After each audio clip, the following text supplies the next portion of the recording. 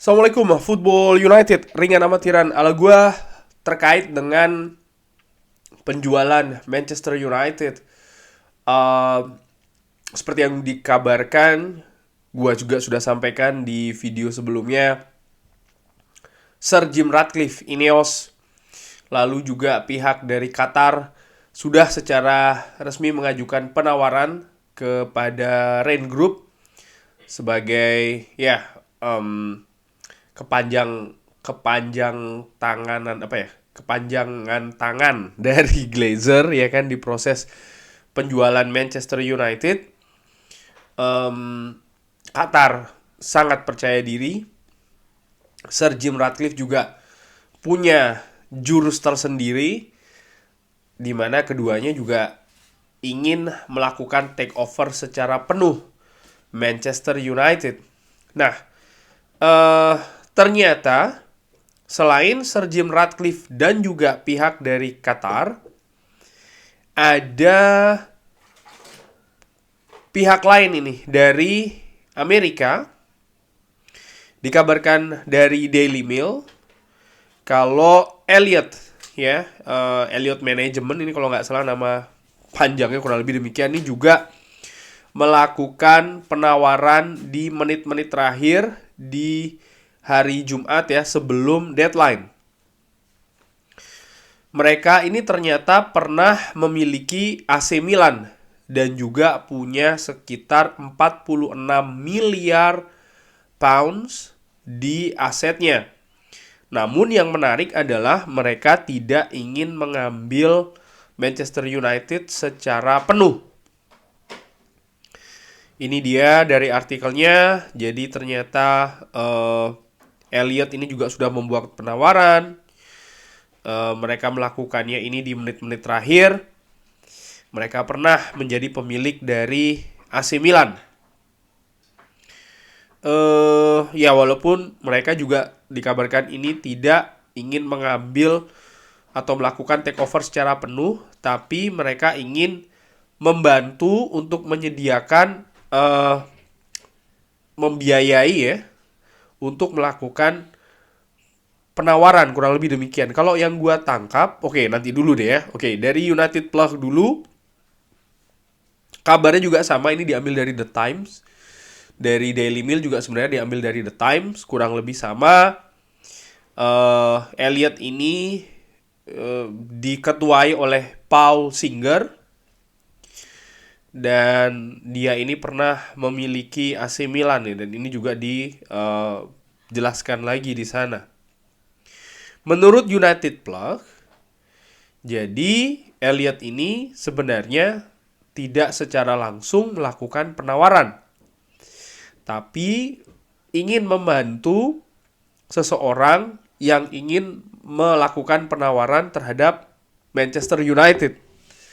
Kurang lebih, jadi dia ini hanya dalam tanda kutip memegang spot saja ya untuk melakukan penawaran terkait dengan deadline.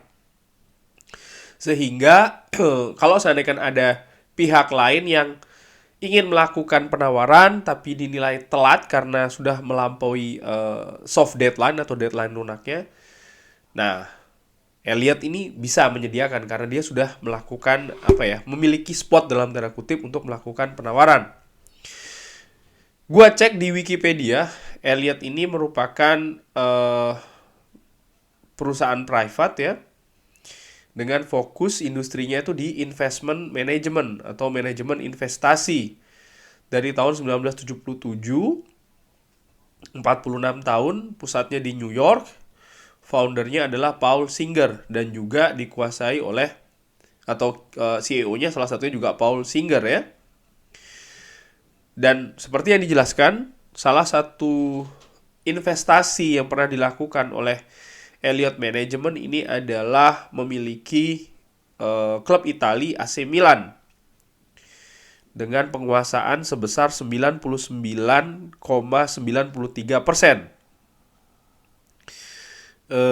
Dia juga sempat di sana.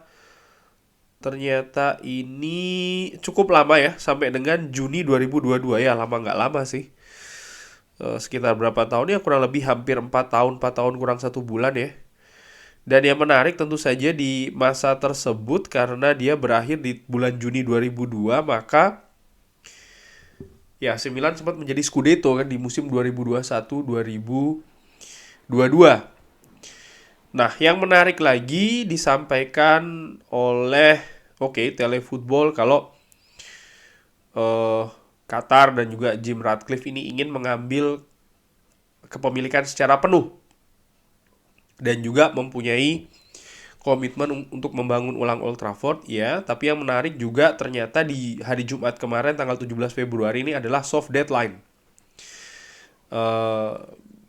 Dan dijelaskan juga deadline tersebut tidak akan menghentikan Glazer dari kemungkinan untuk memperpanjang deadline lagi kalau seandainya ada tawaran ataupun juga pihak-pihak yang melakukan tawaran ya di soft deadline tersebut ini tidak atau gagal memenuhi keinginan dari Glazer. Artinya kalau seandainya pihak dari Qatar ataupun juga dari Jim Ratcliffe tidak memenuhi apa yang diinginkan oleh Glazer punya peluang untuk memperpanjang lagi deadline-nya. Dan Elliott Management, sekali lagi pihak dari Amerika ini dia sudah punya dalam tanda kutip kayak spot gitu ya. Kalau menurut gua sih dengan amatir, kalau gua salah tolong dikoreksi. Nah, kenapa bisa demikian? Karena dikabarkan sebelumnya kan ada pihak-pihak yang juga disebutkan akan melakukan penawaran nih. Sebut saja Saudi Arabia, lalu sempat sebelumnya kan juga pihak dari Dubai maupun juga dari Amerika. Di mana hari Jumat kemarin ternyata yang sudah melakukan penawaran secara jelas ingin men-take over klub secara penuh, Manchester United secara penuh nih, Sir Jim Ratcliffe dan juga Qatar. Menurut gua bisa jadi pihak lain ini masih menahan diri dulu karena dua kemungkinan, seperti biasa dua. Nomor satu adalah mungkin ya mereka sudah tahu kekuatan dari Qatar dan juga Sir Jim Ratcliffe. Juga mereka punya perhitungan sendiri yang mungkin nggak ketemu nih ya perhitungannya. Sehingga ya mereka menahan diri dulu untuk tidak melakukan penawaran. Ataupun nomor dua, mereka melihat bagaimana Glazer bertindak dulu nih dengan tawaran yang ada dari Sir Jim Ratcliffe dan juga Qatar. Sukses atau tidak. Kalau seandainya tidak sukses ya mungkin mereka baru akan maju nih ya, mengajukan penawaran yang mungkin lebih punya peluang untuk diterima oleh Glazer. Termasuk Elliott Management, mereka nampaknya ingin membantu pihak-pihak lain yang ingin melakukan penawaran ketiga tentu saja setelah Sir Jim Ratcliffe dan juga Qatar. Karena tadi dijelaskan ini ternyata Elliott Management seperti, kalau menurut gua sekali lagi nih bahasa gue dengan amatiran, seperti kayak nggak niat gitu ya untuk mengakuisisi langsung Manchester United dengan perkataan kalau ya mereka tidak untuk full take over, lalu juga mereka lebih ke berusaha untuk membantu secara finansial pihak lain yang ingin melakukan pembelian Manchester United. Mungkin dia juga ingin pihak lain gitu ya, mungkin dia ingin menitipkan dalam tanda kutip investasi dari pihak, gua nggak tahu, mungkin dari Saudi Arabia ataupun pihak lainnya di Amerika yang ingin melakukan penawaran terhadap Manchester United. Itu bisa saja, tapi yang jelas dia sudah mengajukan penawaran sebelum soft deadline. Walaupun demikian, kalau dari tiga pihak yang sudah melakukan, Elliott Management, Sir Jim Ratcliffe dan juga Qatar, menurut gua tetap yang paling besar dua pihak sih, Sir Jim Ratcliffe, Ineos dan juga Qatar. Dengan peluang yang lebih besar saat ini menurut gue adalah Qatar. Tentu saja ada isu-isu yang akan menjadi dalam tanda kutip penghalang untuk Qatar ya. Seperti sudah sering dibahas, yaitu adalah human rights, hak asasi manusia. Walaupun ini juga bisa dilihat dari sudut pandang yang lebih besar lagi, di mana ternyata Qatar ini juga berinvestasi sangat banyak di Inggris, di luar olahraga dan juga di luar sepak bola. Sehingga kalau seandainya hanya disoroti ya proses kepemilikan terhadap Manchester United ini kan juga aneh, karena Qatar juga dia punya banyak investasi lain loh di Inggris. Kenapa yang lain-lain ini tidak dilihat, kan itu juga bisa. Ini salah satunya. Ataupun juga dari Sir Jim Ratcliffe, dia oke, meminjam uang ya kan dari bank. Nanti Manchester United akan berurusan lagi dengan hutang. Kalau menurut gue bisa ya bisa enggak, karena Sir Jim Ratcliffe sampai dengan saat ini yang gue tahu bagaimana Ineos ini melakukan investasi di bidang olahraga. Contohnya ini so far so good. Nice ya kan, Nice, sorry, bukan Nice. Nice di Prancis, lalu juga Lausanne di Swiss, dan di Formula One, dan juga di bidang-bidang olahraga lain yang menurut gue cukup oke. Dan ya kalau seandainya mereka akan menjadi pemilik selanjutnya dari Manchester United, ini tentu saja levelnya berbeda dengan investasi-investasi yang mereka sudah lakukan di olahraga lain. Mungkin di F1 mereka punya Mercedes ya kan, tapi menurut gua ya ukurannya Manchester United ini jauh lebih global, jauh lebih besar, jauh lebih berat, sehingga tantangan bagi Sir Jim Ratcliffe dan juga Ineos ketika nanti sudah menjadi pemilik dari Manchester United, katakanlah demikian, ini juga sangat besar. Faktor bahwasannya ya dia lahir di Manchester, dia merupakan fans dari Manchester United sejak lama, menurut gua itu hanya lebih ke faktor emosional dalam tanda kutip, karena ya banyak hal terutama dari sisi bisnis yang akan lebih ke depan menurut gua, sisi rasionalnya menurut gua dalam tanda kutip, yang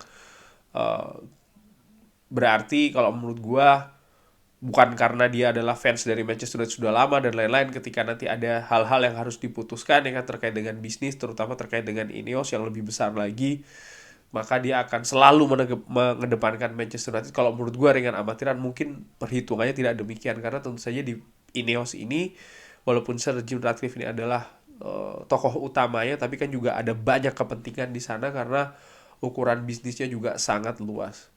Dan dari Qatar pun juga oke, dia punya dana besar dan lain-lain, tapi seberapa lama dia ingin berada di Manchester United ini kan juga harus jelas komitmennya. Karena kalau mereka hanya dalam jangka pendek maupun jangka menengah, tentu saja ini kurang sehat bagi klub menurut gue. Dilihat dari masa depan yang masih sangat panjang lagi, sehingga masing-masing pihak menurut gue tetap ada minus, ada plus. Walaupun demikian, menurut gue Sobat Football nanti sudah tahu lah ya, gue kira-kira lebih condong ke mana. Kurang lebih demikian update kabar terakhir. Menurut Sobat Football United bagaimana? Bisa drop di kolom komen. Terima kasih sudah menyaksikan. Sehat-sehat selalu sekeluarga. Jangan lupa like, subscribe. Wassalamualaikum warahmatullahi wabarakatuh.